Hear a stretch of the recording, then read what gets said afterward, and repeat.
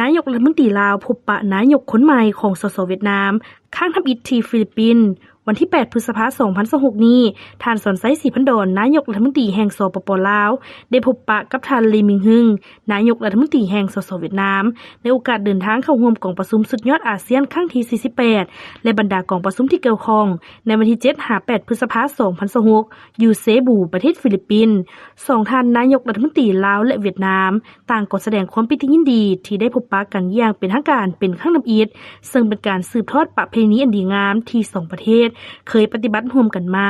และเป็นการยั่งยืนให้เห็นความสามัคคีฮักแพงอันสนิทสนมและความไว้เนื้อเชื่อใจซึ่งกันและกันในขอบเขตสายพันธุ์แบบพิเศษที่มี1บ่มี2ในโลกนี้ระหว่างลาวเวียดนาม2ฝ่ายได้ตีราคาสูงต่อสายพันธุ์มิตรภาพอันยิ่งใหญ่ความสามัคคีพิเศษการร่วมมือรอบด้านและหุ้นส่วนยุทธศาสตร์ระหว่าง2ประเทศในระยะผ่านมา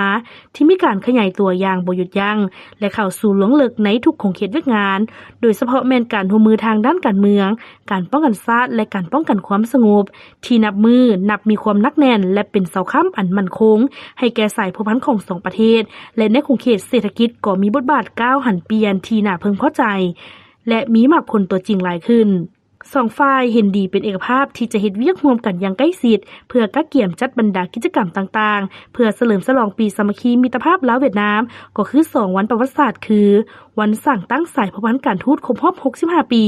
และวันเซ็นสนธิสัญญามิตรภาพและการร่วมมือครบรอบ50ปีในปี2027ที่จะมาถึงนี้พร้อมทั้งสืบต่อจัดตั้งพันขยายเนื้อในจิตใจของการพบปะระหว่าง2กลุ่มการเมืองและมากผลของกองประชุมครั้งที่48ของคณะกรรมการร่วมมือลาวเวียดนาม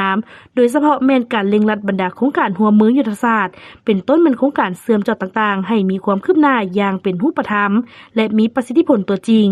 ท่านสอนไซศรีพันดรได้ตั้งหน้าให้แก่พรรครัฐและประชาชนลาวแสดงความสมเสยอย่างสุดใจและตีราคาสูงต่อกับผลสำเร็จของกองประชุมครั้งปฐมฤกษ์ของสภาแห่งชาติแห่งสสเวียดนามสุดที่16ในวันที่6เมษายน2026ที่ผ่านมา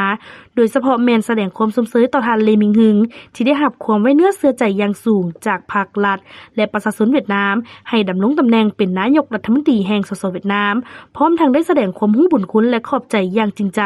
ต่อพรรครัฐและประชาชนเวียดนามอ้ายน้องที่ได้ให้การช่วยเหลืออันล้ำค่าทันการและมีประสิทธิผลสูงให้แก่สปป.ลาวตลอดมาซึ่งเป็นการยั่งยืนถึงน้ำใจความหักแพงเข้ามิตรหักพักเส้นแบ่งก็แบ่งปันกันระหว่าง2ชาติลาวเวียดนามท่านสอนไซศรีพันดรนายกรัฐมนตรียังได้เชิญท่านนายกรัฐมนตรีเลมิงฮึงพร้อมด้วยภรรยาเดินทางมาเยี่ยมยามสปป.ลาวอย่างเป็นทางการในเวลาที่เหมาะสมซึ่งท่านเลมิงฮึงก็ได้แสดงความยินดีตอบรับคำเชิญในขณะเดียวกันท่านเลมิงฮึงก็ได้แสดงความสมเสยและตีราคาสูงต่อผลสำเร็จของกองประชุมครั้งปฐมฤกษ์ของสภาแห่งชาติแห่งสปป.ลาวสุดที่10ในเดือนมีนาคม2026ที่ผ่านมาพร้อมทั้งได้แสดงความสมเสยต่อท่านสอนไซศรีพันดรที่ได้รับความไว้เนื้อเชื่อใจจากพรรครัฐและประชาชนลาวให้ดำรงตำแหน่งเป็นนายกรัฐมนตรีแห่งสปป.ลาวในโอกาสดังกล่าวท่านนายกรัฐมนตรีเลมิงฮึงก็ได้เชิญท่านนายกรัฐมนตรีสอนไซศรีพันดรเดินทางเยี่ยมยามสสเวียดนามอย่างเป็นทางการพร้อมทั้งเข้าร่วมกองประชุมเวทีอนาคตอาเซียน2026ซึ่งท่านสอนไซศรีพันดรก็ได้แสดงความยินดีตอบรับตามคำเชิญดังกล่าว